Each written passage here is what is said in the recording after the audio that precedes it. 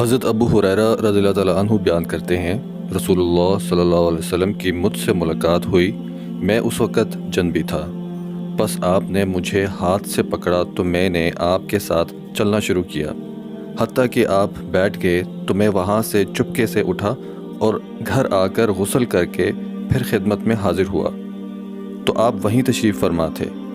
آپ صلی اللہ علیہ وسلم نے فرمایا، ابو ہریرہ تم کہاں تھے؟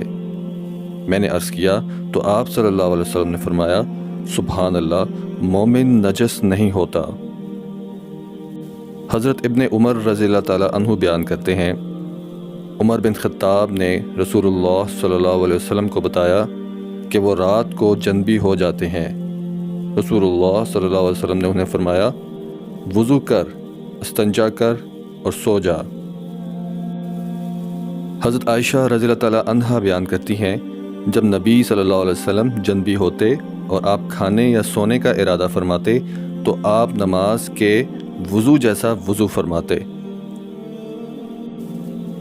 حضرت ابو سعید خدری رضی اللہ تعالیٰ عنہ بیان کرتے ہیں، رسول اللہ صلی اللہ علیہ وسلم نے فرمایا، جب تم میں سے کوئی اپنی اہلیہ سے جمع کرے اور پھر وہ دوبارہ جمع کرنا چاہے تو وہ ان دونوں کے درمیان وضو کر لے۔